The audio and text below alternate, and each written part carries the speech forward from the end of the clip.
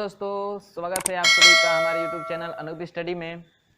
दोस्तों, कैसे हैं आप लोग? कमेंट करके बताइएगा, क्योंकि बहुत दिनों के बाद हम लोग मिले हैं, तो इसलिए हाल चाल पूछना बहुत ज़रूरी है। तो कमेंट में बताइएगा कि आप लोग कैसे हैं, पढ़ाई कैसे लिखाई चल रही है आप लोगों की, ठीक है। और सॉरी बोलना चाहेंगे कि बहुत दिनों के बाद वीडियो अपलोड कर रहे हैं, ठीक है, क्योंकि कुछ प्रॉब्लम्स आ गई थी, इसलिए वीडियो को पोस्टपोन कर दिया गया था। लेकिन 21 तारीख से, ठीक ना, 21 तारीख से वीडियो लगातार अपलोड होते रहेंगे और आप लोगों को रेगुलरली वीडियो मिलती रहेगी, ठीक है। तो चलिए ज़्यादा बकवास ना करते हुए हम लोग अपना टॉपिक शुरू करते हैं। तो देखिए, लेसन नंबर 8 है, 8 ही चल रहा है ना हम लोग का, इसी पे अटके हुए हैं। चलिए, अभी थोड़ा एग्ज़ाम का डेट बढ़ गया है तो कुछ राहत मिली है, नहीं तो मैं भी बहुत घबरा गया था कि भाई ख़त्म कर पाएंगे या नहीं। लेकिन डेट इतना बढ़ गया है तो लगभग बहुत पोर्शन तो क्लियर ही कर लेंगे हम लोग, ठीक ना। तो इस लेसन का शुरू करते हैं हम लोग 33 सवाल से, ठीक ना। 33 नंबर क्वेश्चन से शुरू करेंगे इस वीडियो को, 33 नंबर क्वेश्चन से, अध्याय नंबर 8 के, ठीक है। तो सुनिएगा, 33 नंबर सवाल क्या कह रहा है। कह रहा है कि किसी वस्तु के द्रव में तैरने के लिए आवश्यक है कि वस्तु का भार हटाए गए द्रव के भार के क्या होना चाहिए, भार से रिलेटेड पूछ रहा है कि क्या होना चाहिए ऑप्शन के अनुसार, ठीक ना। पहला ऑप्शन कर रहा है कि वस्तु के हटाए गए भार के जो भार है उससे उस द्रव का भार क्या होना चाहिए, से अधिक हो। बी कह रहा है से कम हो।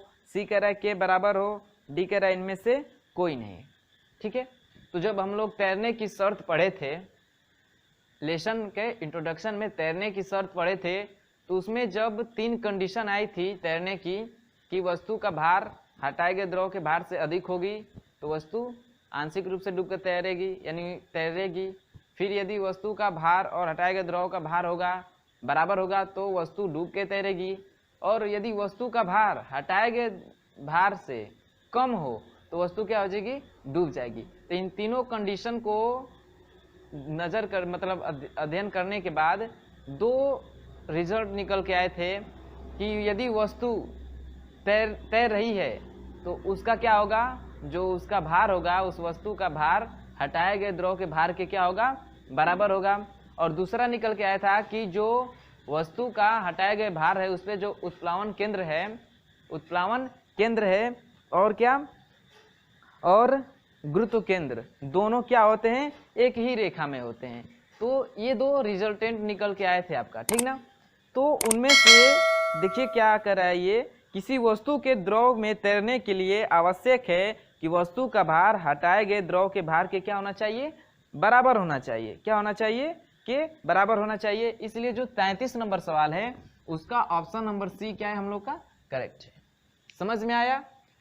33 नंबर का जो सवाल है उसका ऑप्शन नंबर सी क्या है, करेक्ट है। जो वस्तु अगर तैर रही है तो उसका जो भार है हटाए गए द्रव के भार के क्या होना चाहिए, बराबर होना चाहिए। ये तो ऑप्शन के अनुसार हो गया। यदि इसी में ऑप्शन दे दिया होता कि उसका गुरुत्व केंद्र क्या होता है, तो उत्प्लावन केंद्र के मतलब उत्प्लावन केंद्र के एक ही रेखा में होता है, उत्प्लावन केंद्र और गुरुत्व केंद्र। इतना क्लियर है? 33 नंबर सवाल क्लियर है, इसका ऑप्शन नंबर सी करेक्ट है। चलिए चलते हैं 34 नंबर सवाल की तरफ। तो सुनिएगा, 34 नंबर सवाल क्या कह रहा है कि 200 ग्राम का एक पिंड जल में डुबाने पर 250 ग्राम जल विस्थापित करता है। पिंड को जल में स्वतंत्र छोड़ देने पर पिंड क्या होगा, डूब जाएगा। बी कह रहा है कि डूबा हुआ तैरेगा। सी कह रहा है आंशिक रूप से डूबा हुआ तैरेगा। डी कह रहेगा उपरोक्त में से कोई नहीं, ठीक है। तो देखिए, तैरने की शर्त में क्या था, तैरने की शर्त में यह था कि यदि पिंड है इसका जो भार है वो क्या हो, ग्रेटर देन हो किससे, हटाए गए भार से। उसको क्या ले लेते हैं, उत्प्लावन बल, ठीक ना। उत्प्लावन बल ही हटाए गए द्रव के भार के बराबर होता है। तो जो इसका वेट है वो उत्प्लावन बल से क्या हो, ज्यादा हो। उत्प्लावन बल से ज्यादा वेट हो तो वस्तु क्या होगी, डूब जाएगी। ये वस्तु क्या हो जाएगी, डूब जाएगी, ठीक है, डूब जाएगी। ये क्या हो जाएगी, डूब जाएगी। यही दूसरी कंडीशन, ये तो फर्स्ट कंडीशन थी, यही दूसरी कंडीशन क्या हो जाएगा कि यदि ये वस्तु है, ठीक, इसका जो भार है वो किसके बराबर हो जाए, उत्प्लावन बल यानी हटाए गए द्रव के भार के बराबर हो जाए, तो ये वस्तु क्या होगी, डूबती हुई तैरेगी। क्या होगी, डूबती हुई तैरेगी, पूर्ण रूप से डूब के तैरेगी, डूबेगी नहीं लेकिन डूबते हुए पानी के अंदर अंदर तैरेगी, ठीक है। और तीसरा कंडीशन क्या था, तीसरा कंडीशन ये था कि यदि ये वस्तु है इसका जो भार है कम हो जाए किससे, उत्प्लावन बल से, ठीक। अब उत्प्लावन बल से कम हो जाएगा क्या इस वस्तु का भार, तो ये वस्तु क्या होगी, आंशिक रूप से डूब के तैरेगी। यानी मान लीजिए जल है तो इसमें इसका कुछ भाग डूबेगा और कुछ भाग पानी के ऊपर रहेगा और ऐसे क्या करेगी, ये तैरेगी, ठीक है। ये तीनों कंडीशन क्लियर थी ना आप लोगों को, चैप्टर में पढ़ाया गया था। तो इन्हीं डायग्राम से आप इस क्वेश्चन का आंसर दे सकते हैं। सुनिएगा क्या कर रहा है कि 20 ग्राम का एक पिंड है, 20 ग्राम का यानी जो वेट है W, इसका मान दिया है 20 ग्राम, ठीक है। क्या दिया है, 20 ग्राम। कौन सा नंबर है ये, 34 नंबर ना, क्वेश्चन नंबर 34 है, ठीक ना। तो इसका वेट दिया है कितना, सॉरी 20 ग्राम नहीं 200 ग्राम है, 200 ग्राम। कह रहा है कि डुबाने पर 250 ग्राम जल विस्थापित करता है, यानी F का मान दिया है, ठीक ना। कितना मान विस्थापित कर रहा है, उत्प्लावन बल, वही F का मान है, ठीक ना। 250 ग्राम जल विस्थापित कर रहा है। तो क्या होगा, यदि पिंड को जल में स्वतंत्र छोड़ दिया जाए तो पिंड क्या होगा। अब इन तीनों डायग्राम को देख कर बताइए क्या होगा, किससे मैच कर रहा है, W और F। W कम है किससे, F से, W कम है F से। तीसरा डायग्राम मैच कर रहा है, तो इसमें क्या मैंने बताया कि यदि जो भार है वो उत्प्लावन बल से कम होगा तो वस्तु आंशिक रूप से डूब के तैरेगी, यानी उसका कुछ भाग पानी में रहेगा और कुछ भाग ऊपर रहेगा, ऐसे क्या होगी, वो तैरेगी। तो चलिए 34 नंबर का फटाफट आंसर कौन सा दे दीजिए, कौन सा हो जाएगा आपका, आंशिक रूप से डूबा हुआ तैरेगी, ऑप्शन नंबर सी। 34 का भी क्या हो जाएगा, ये जो 34 है इसका भी ऑप्शन नंबर कौन सा सही होगा, सी। इतना क्लियर है। कैसे भाई, जब वस्तु हम लोग ने पढ़ चुका है पीछे, इसके लेसन में हम लोग पढ़ चुके हैं ये, यदि कोई वस्तु का भार हटाए गए द्रव के भार के बराबर हो तो वस्तु डूब के तैरेगी, यदि उससे कम हो, हटाए गए भार से कम हो तो वस्तु आंशिक रूप से डूब के तैरेगी। यदि उत्प्लावन बल क्या हो, कम हो और उसका भार ज्यादा हो तो वस्तु डूब जाएगी। इतना क्लियर है, तो नोट करिएगा। फिर बढ़ते हम लोग किस नंबर के सवाल, किस नंबर के तरफ, 35 नंबर की तरफ, ठीक है। वो भी ऑप्शनल है, सुन लीजिएगा। कह रहा है कि तालाब में तैरती हुई नाव में बहुत बड़ा पत्थर रखा गया है, ठीक है। 35 नंबर सवाल में कह रहा है कि तालाब में तैरती हुई नाव में एक बहुत बड़ा पत्थर रखा गया है, यदि पत्थर को नाव में से उठाकर तालाब में गिरा दिया जाए तो तालाब में जल का स्तर होगा, ठीक है। सुनिएगा 35 नंबर का कह रहा है कि एक तालाब है, इसमें एक नाव है, ठीक है। एक तालाब है, इसमें एक नाव है। मान लीजिए नाव में इतना पानी चढ़ा हुआ है, नाव पे इतना पानी चढ़ा हुआ है, इसमें एक बहुत बड़ा क्या रखा गया है, पत्थर रखा गया है। तो नाव, मान लीजिए नाव पे इतना पानी है, इसके भार के कारण इतना जल का स्तर नाव पे चढ़ा हुआ है, ठीक ना। कह रहा है कि यदि इस पत्थर को उठाकर नदी में फेंक दिया जाए, यानी उस तालाब में फेंक दिया जाए तो इस जल का स्तर क्या होगा, ठीक ना। तो देखिएगा इस पत्थर को रखा गया है तो इस नाव पे वेट ज्यादा पड़ रहा होगा, ज्यादा पड़ेगा तो ये नाव अंदर की तरफ जाएगी तो जल का स्तर ऊपर चढ़ेगा इस पे। जैसे इस पत्थर को निकाल कर बाहर फेंकेंगे तो अब नाव पे जो भार है वो कम हो जाएगा, और कम होगा तो उत्प्लावन बल का मान ज्यादा बढ़ेगा, तो नाव ऊपर की तरफ आएगी, तो ये जो इसका जल का स्तर है वो क्या होगा, नीचे की तरफ हो जाएगा। तो इसलिए जो 35 नंबर सवाल है उसका ऑप्शन नंबर आपका कौन सा सही हो जाएगा, कौन सा सही हो जाएगा, जब यदि पत्थर को नाव में से उठाकर तालाब में गिरा दिया जाए तो तालाब में जल का स्तर क्या होगा, तल क्या हो जाएगा, नीचे गिर जाएगा। ऑप्शन नंबर बी, यानी 35 का जो सवाल है उसका ऑप्शन नंबर बी क्या है, करेक्ट है। क्यों, क्योंकि जैसे इस पत्थर को फेंकेंगे तो इस पे भार कम लगेगा और जो जल द्वारा उत्प्लावन बल लगेगा वो ज्यादा हो जाएगा, इस कारण नाव ऊपर उठेगी और जो उस पे जल का स्तर है नाव पे वो क्या हो जाएगा, नीचे हो जाएगा। इतना क्लियर है, तो सबको नोट करिएगा। फिर बढ़ते हैं हम लोग 36 नंबर सवाल। तो चलिए बढ़ते हैं 36 नंबर सवाल की तरफ। सुनिएगा क्या कह रहा है 36 नंबर का सवाल। कह रहा है कि एक H गहराई के शंक्वाकार पात्र में रो घनत्व का द्रव पूर्णतः भरकर उसके खुले भाग को वायुरुद्ध कर पूर्णतः बंद किया जाता है। इसके पश्चात उस पात्र को एक समतल पर इस प्रकार रखा जाता है कि उसका शीर्ष ऊपर की ओर रहे। पात्र के आधार पर द्रव का दाब होगा। ठीक है, सुनिएगा। कह रहा है कि एक शंक्वाकार क्या है? पात्र है। एक शंक्वाकार क्या है? पात्र है। तो शंकु ऐसे होता है ना, इसका निचला सिरा क्या होता है? वृत्ताकार होता है। ठीक, ये एक शंक्वाकार पात्र है और इसमें रो घनत्व का द्रव पूर्णतः भरकर, इसमें एक द्रव भरा जा रहा है। ठीक है, इस शंक्वाकार पात्र में द्रव भरा जा रहा है जिसका घनत्व क्या है? जिसका घनत्व क्या है? रो है। इसका घनत्व क्या है? रो है। कह रहा है कि और उसको पूर्णतः बंद कर दिया जा रहा है। ठीक है, इसमें भर कर और इसको नीचे से बंद कर दिया जाए। जैसे मान लीजिए शंक्वाकार है तो उसका शीर्ष नीचे रहेगा, उस पर ऊपर से जल डालकर उसको भर दिया जा रहा है। फिर कह रहा है कि इसके पश्चात उस पात्र को एक समतल पर इस प्रकार रखा जाता है कि उसका शीर्ष ऊपर की ओर रहे। ठीक है, इस कंडीशन में रखा जा रहा है कि इसका शीर्ष ऊपर की तरफ रहे, इसको बंद करके। ठीक ना, तो क्या कह रहा है कि पात्र के आधार पर द्रव का दाब होगा। इस पात्र के आधार पर इस द्रव का दाब कितना होगा? ठीक है, तो दाब बराबर क्या होता है? फॉर्मूला हम लोग ने पढ़ा है, P बराबर क्या होता है? F upon A। ठीक, F अपान A, यानी एकांक क्षेत्रफल पर लगने वाले बल को क्या बोलते हैं? दाब बोलते हैं। तो कितना क्षेत्रफल पर लग रहा है भाई? इस वृत्ताकार वाले पोर्शन पे ही लग रहा है ना। ठीक, बल का मान दिया नहीं है तो इस फार्मूले को और हम लोग बढ़ा लेते हैं। F बराबर क्या होता है? mg upon A। इतना क्लियर है। अब इसका द्रव्यमान भी नहीं दिया है, द्रव्यमान भी नहीं दिया है, लेकिन इसका घनत्व दिया है ना। तो घनत्व बराबर क्या होता है? मान लीजिए इस कंडीशन में द्रव का घनत्व ले रहे हैं, यानी रो बराबर क्या हो जाएगा? m अपान v होगा। तो m का मान निकालेंगे तो क्या हो जाएगा? रो इंटू वी हो जाएगा ना। तो अब इसका मान रख दे रहे हैं तो P बराबर क्या हो जाएगा? m की जगह पे क्या हो जाएगा? v row g upon a।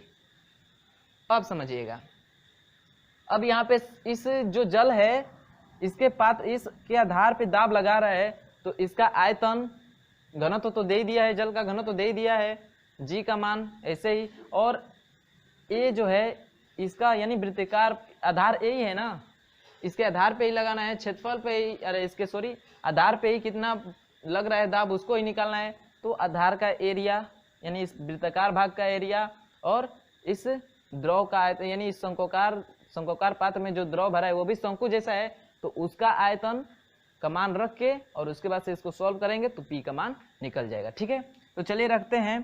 तो देखिए शंकु का आयतन क्या होता है?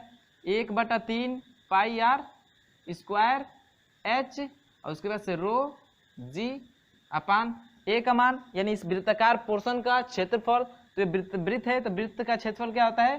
पाई आर स्क्वायर, यही होता है ना। तो देखिए पाई आर स्क्वायर से पाई आर स्क्वायर कट जाएगा, तब जो P का मान आ जाएगा कितना आ जाएगा? 1/3। उसके बाद से रो को पहले देखिए रो एच जी। तो जो दाब लगेगा इसके आधार पे वो कितना लगेगा? 1/3 रो एच जी। इतना क्लियर है? कैसे आया? सबको समझ में आया? सबको समझ में आया कैसे आया? ये सबको आया ना?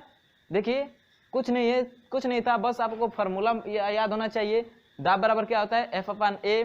F का मान नहीं दिया है तो हम लोग दूसरा उसको और थोड़ा बढ़ाएंगे तो क्या होगा? mg। m का भी मान नहीं दिया है, इसको और बढ़ाइए। किसके? घनत्व तो दिया है भाई, हम लोग को घनत्व तो मालूम है, तो उसके फार्मूले से m का मान निकालेंगे। v और घनत्व होता है द्रव्यमान गुणित घनत्व।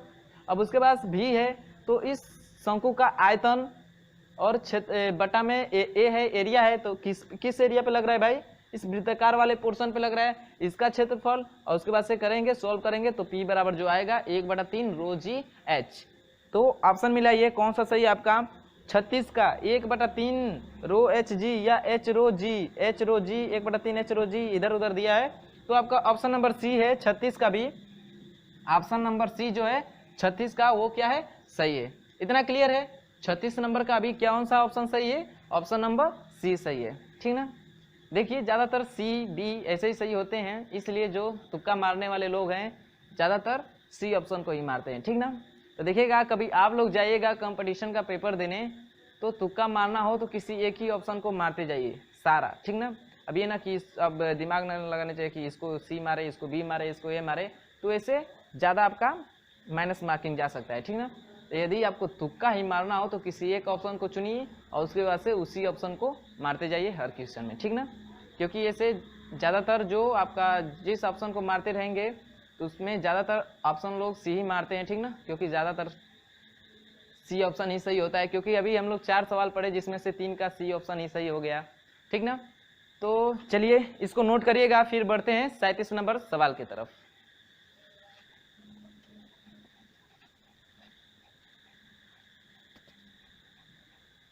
सुनिएगा 37 नंबर सवाल। 37 नंबर क्वेश्चन क्या कर रहा है, सुनिएगा।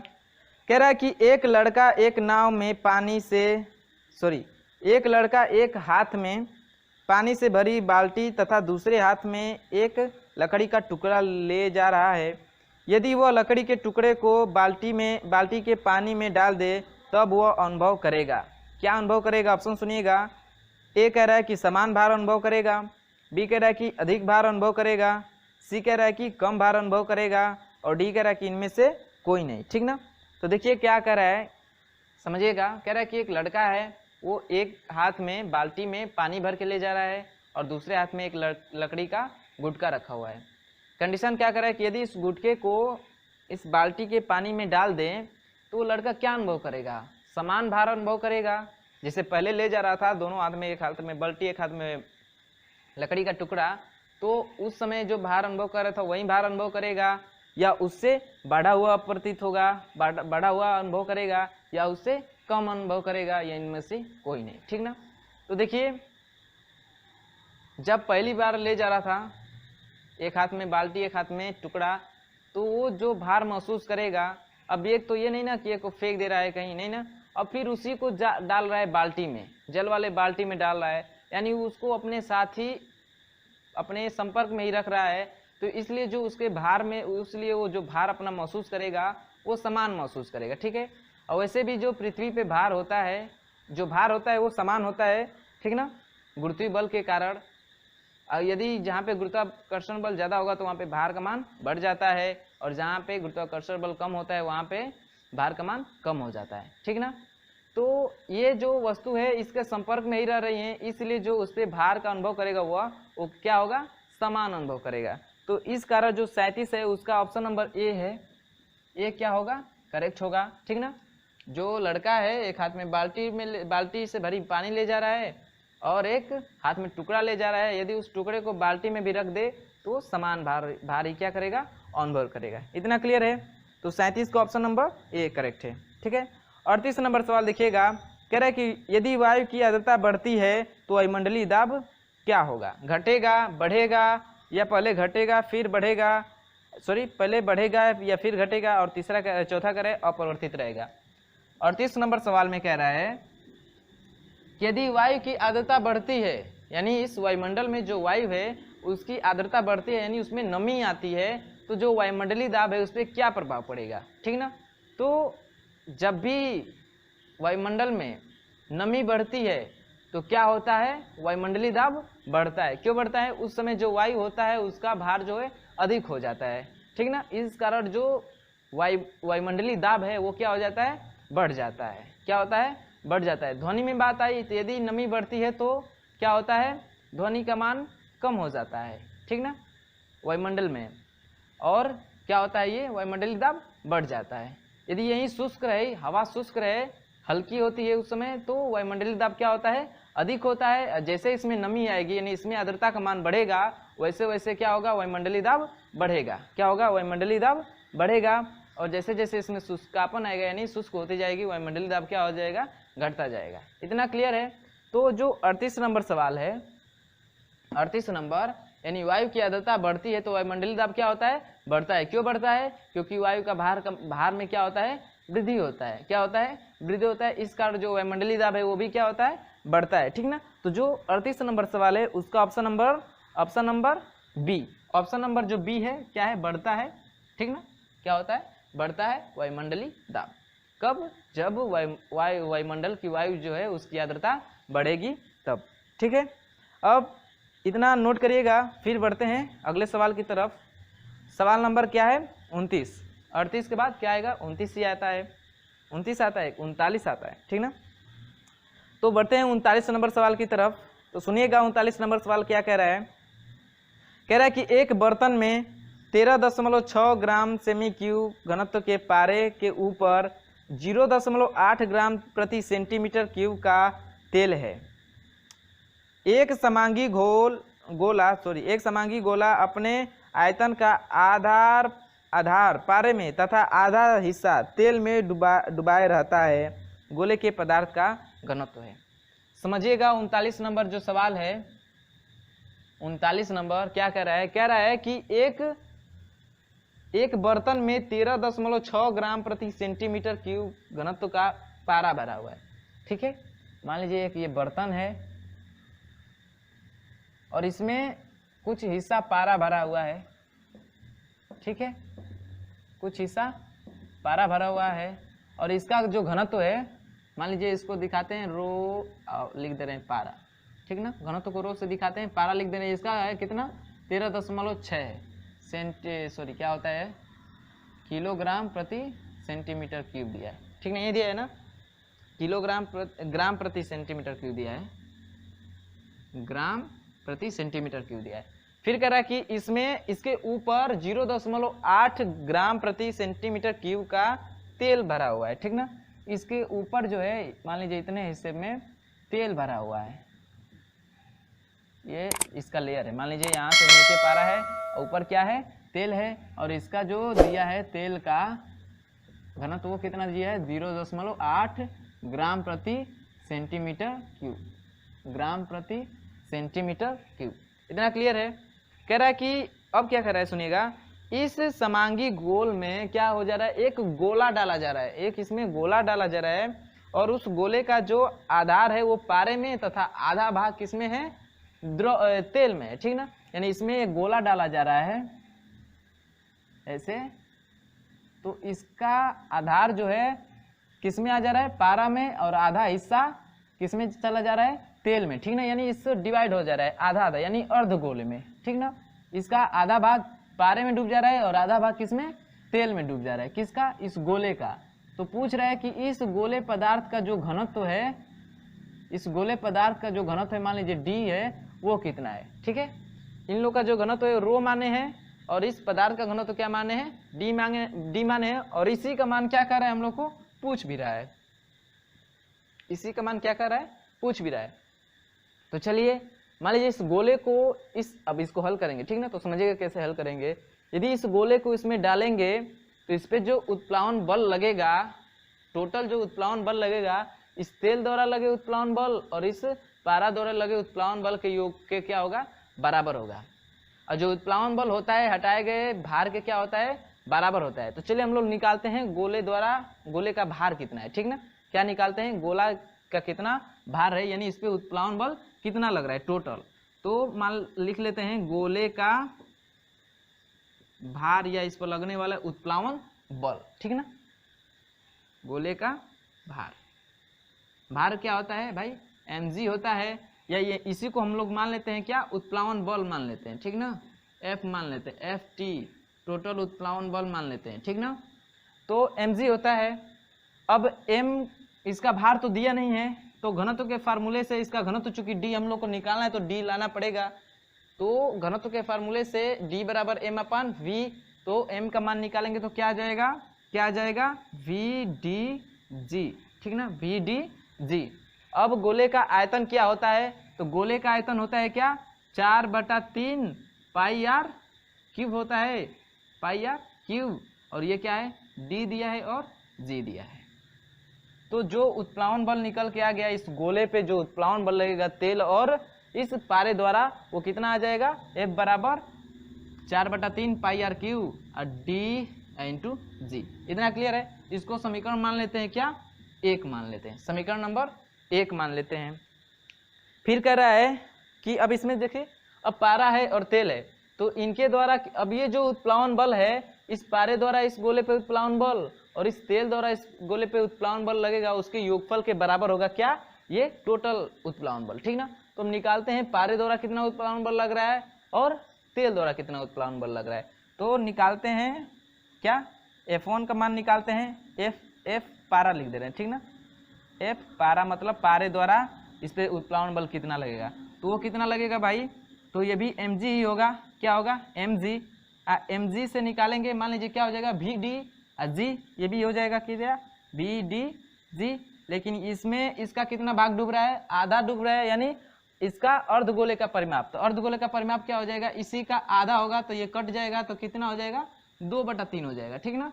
कितना हो जाएगा, 2/3। तो 2/3 पाई आर क्यूब और डी इंटू जी, ये निकल गया F पारा, यानी पारे द्वारा इस पे कितना उत्प्लावन बल लगेगा वो निकल गया। अब फिर निकाल लेते हैं किसके द्वारा, तेल के द्वारा। तो F यहाँ पे तेल लिख दे रहे हैं, F तेल, तो ये कितना हो जाएगा, तो इसमें भी आधा भाग डूबा हुआ है, वो भी mg होगा। mg m की जगह पे vd रखेंगे, तो सॉरी देखिएगा यहाँ पे इसका रो है, ठीक ना, यहाँ पे घनत्व तो रो लिए हैं, नहीं डी लेंगे तो सबका सेम हो जाएगा। तो इन लोग हम लोगों ने क्या लिया है, रो पारा लिख दिए हैं, रो तेल लिख दिए हैं। तो यहाँ पे रो पारा है, ठीक ना, पारा, यहाँ पे भी रो पारा है, ठीक ना। ऐसे लगेगा कि ये घनत्व पारा का है और ये घनत्व तेल का है। तो इसमें क्या हो जाएगा, सेम वही, इसका भी आधा भाग तेल में डूबा हुआ है, तो उसका आयतन हो जाएगा कितना, 2/3 पाई आर क्यूब हो जाएगा, ये 3 है, ठीक ना। और इसका घनत्व क्या है, तेल का घनत्व क्या है, रो तेल यहाँ पे लिख देंगे, इंटू कितना हो जाएगा, जी, ठीक है।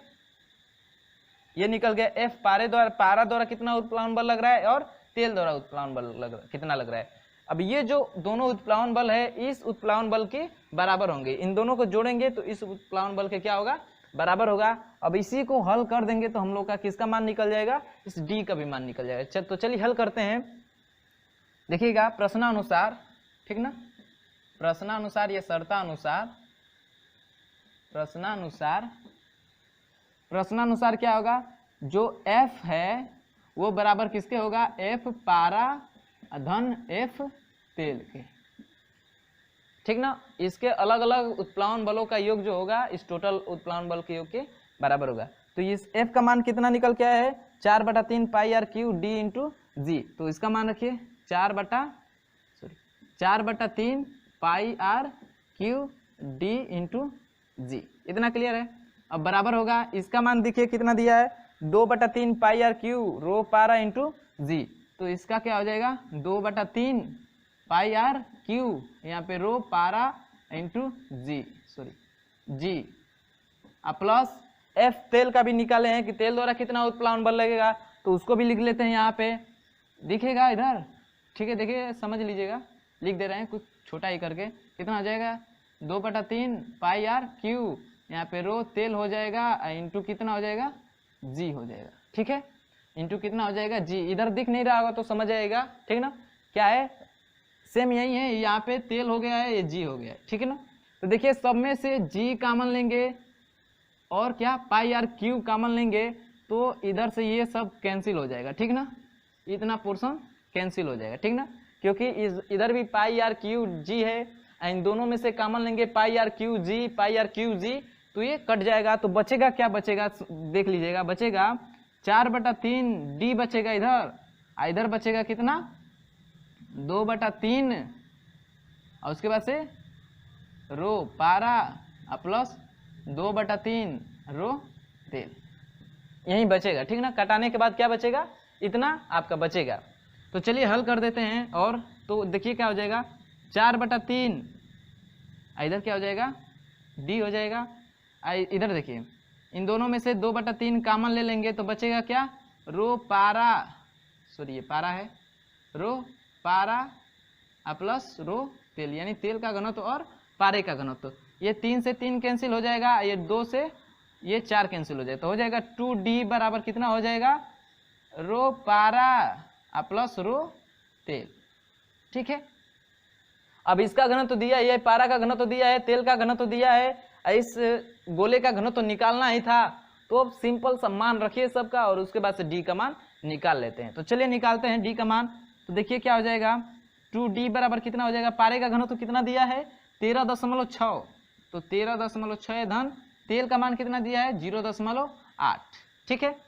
तो कितना हो जाएगा 2D बराबर क्या हो जाएगा, इन दोनों को जोड़ देंगे तो 8 6 14 को 4 हाथ में लगा 1 और उसके बाद से 13 1 कितना हो जाएगा 14 हो जाएगा, दशमलव सेम रहेगा वैसे ही उतने अपने अपने स्थान पे ही। इसको कटा देंगे तो D बराबर क्या निकल के आ जाएगा 2 7 14.2, यानी 7.2 निकल के आ जाएगा क्या D का मान। तो ऑप्शन में मिला ये देखिए दिया है 39 का 7.2 ऑप्शन नंबर सी दिया है। और 7.2 क्या है D क्या है, D क्या है इस गोले का घनत्व है। हम लोग को क्वेश्चन में क्या पूछा है, गोले का घनत्व ही पूछा है, यानी ये जो गोला पदार्थ है गोलकार पदार्थ है गोला जो है उसका घनत्व ही पूछा है ना कि गोले के पदार्थ का घनत्व है, तो उसको माने हम लोग क्या D माने हैं और D का ही मान निकल के आया कितना 7.2। तो 39 नंबर का जो हम लोग का ऑप्शन होगा वो कौन सा होगा, ऑप्शन नंबर सी 7.2, ठीक है।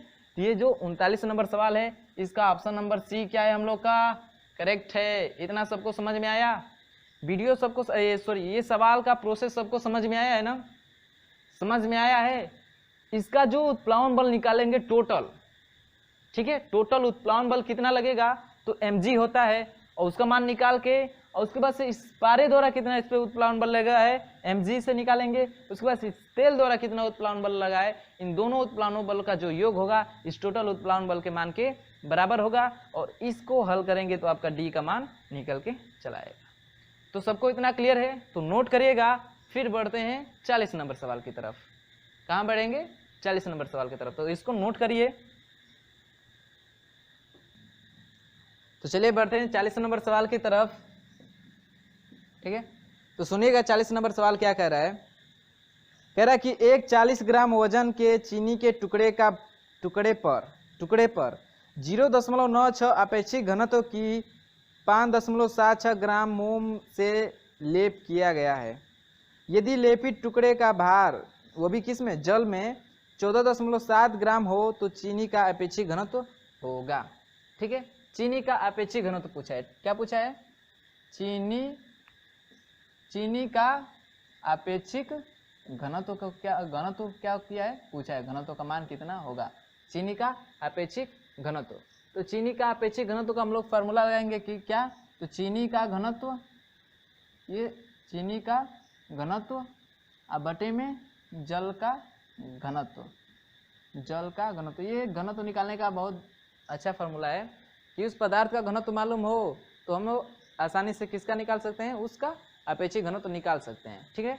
जल का घनत्व हम लोग को ऑलरेडी मालूम होता है कि 10⁻³ होता है, वो भी किसमें किलोग्राम प्रति मीटर क्यूब में, और उसी को सेंटीमीटर में कर दे यानी सीजीएस पद्धति में कर दे तो उसका मान 1 हो जाता है। तो इससे निकालना बहुत आसान होता है, ठीक ना। तो इसी फार्मूले का हम लोग यूज करेंगे इस क्वेश्चन में भी, ठीक ना, कि चीनी का अपेक्षित घनत्व निकालेंगे तो चीनी का घनत्व बटे में जल का घनत्व। अब देखिए चीनी का घनत्व निकालने के लिए चीनी का घनत्व क्या हो जाएगा, चीनी का घनत्व होता है क्या, घनत्व बराबर क्या होता है द्रव्यमान बटे में आयतन। तो चीनी का द्रव्यमान तो दिया है, कितना दिया है लिख लेते हैं यहाँ पे, चीनी का द्रव्यमान दिया है क्वेश्चन में, ठीक ना। चीनी का द्रव्यमान दिया है कितना 40 ग्राम का है, कितने का है 40 ग्राम के, और इस पे एक मोम का लेप लगाया जा रहा है तो मोम का द्रव्यमान दिया है कितना उस लेप का, ठीक ना, द्रव्यमान मोम का द्रव्यमान दिया है कितना 5.76, इतने ग्राम का एक इस पे लेप लगाया जा रहा है। और इस मोम का घनत्व दिया है, मोम का घनत्व दिया है वो कितना दिया है तो 0.96 ग्राम प्रति सेंटीमीटर क्यूब, यही दिया है ना, ग्राम प्रति सेंटीमीटर क्यूब।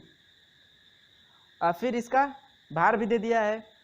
तो कह रहा है कि इस पर इस मोम का लेप लगा दिया जा रहा है और उसके बाद उसको जल में डाला जा रहा है। तो उस समय जो चीनी का अपेक्षित घनत्व है, ठीक ना, चीनी का अपेक्षित घनत्व पूछ रहा है और कंडीशन दे दिया है क्या कि चीनी का द्रव्यमान है, इस एक मोम का द्रव्यमान है, उसका घनत्व इतना है, इसके लेप को इस चीनी के टुकड़े पर लगाया जा रहा है और उसको उस जल में डाला जा रहा है, ये कंडीशन दे रखा है।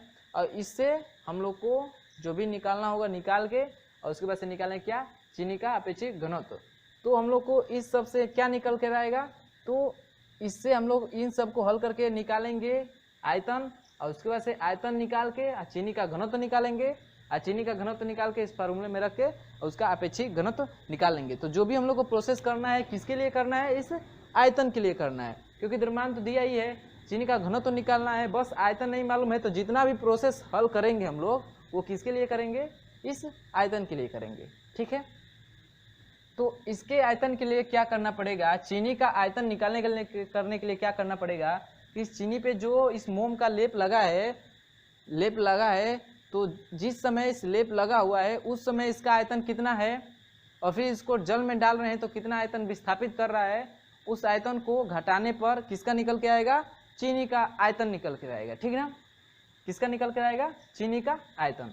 तो चलिए प्रश्नानुसार करते हैं कि चीनी का द्रव्यमान इतना है, अब मोम का द्रव्यमान इतना है, मोम का घनत्व इतना है, तो इसका लेप इस चीनी पे लगाएंगे तब उसका कितना होगा, तो भार कितना होगा, तो मोम से लेपित चीनी के टुकड़े का भार कितना हो जाएगा, चीनी के टुकड़े का भार कितना हो जाएगा, तो 40 धन कितना 5.76 कितना हो जाएगा 45.76 ग्राम, इतना हो जाएगा ना। इतना क्या हो जाएगा, इसका टोटल भार हो गया उस चीनी के टुकड़े का, कब, जब इस पे मोम का एक लेप लगा दिए तब। अब इसी लेप को क्या किया जा रहा है, पानी में डाला जा रहा है। क्या किया जा रहा है, पानी में डाला जा रहा है। तो इसमें जो इसका जो जल में भार है, जल में भार वो क्वेश्चन में दिया है, ठीक ना, कि जल में भार कितना हो जा रहा है, तो 14.76। जब इस लेप को पानी में डाल दिया जा रहा है तो उसमें इस लेप का देखिए बाहर भार कितना है 45.76, लेकिन इसका जो जल में भार है वो कितना है 14.76 ग्राम। ठीक ना, तो इसके भार में कमी कितनी हुई, तो भार में कमी कितनी हुई, भार में कमी, तो भार में कमी कितनी हुई, तो 45.76 माइनस 14.76 घटाएंगे तो कितना हो जाएगा हम लोग का 76 से 76 तो कैंसिल हो जाएगा, 45 में से 14 घटाएंगे तो कितना हो जाएगा 31, यानी 31 ग्राम जो होगा उसका जल में भार में कमी आएगी। क्या आएगी, भार में कमी आएगी। और जो भार में कमी आती है वो किसके बराबर होता है, किसके बराबर होता है, तो हटाए गए द्रव के आयतन के बराबर होता है। यानी ये जो भार में जो कमी आई है, ये जो भार में कमी आई है यही बराबर किसके होगा, तो हटाए, ये भार जो होता है किसके बराबर होता है, हटाए हटाए गए द्रव के आयतन के बराबर होता है। ठीक ना, कि कितना हटाए गए द्रव के आयतन के बराबर होता है, क्या, जो भार में कमी होती है वो। ठीक ना, तो यहाँ से जो लेपित मोम है, लेपित चीनी का जो टुकड़ा है, चीनी का टुकड़े का जो आयतन आएगा, टुकड़े का आयतन हम लोग निकालेंगे तो वो क्या होगा, हटाए गए, यहाँ पे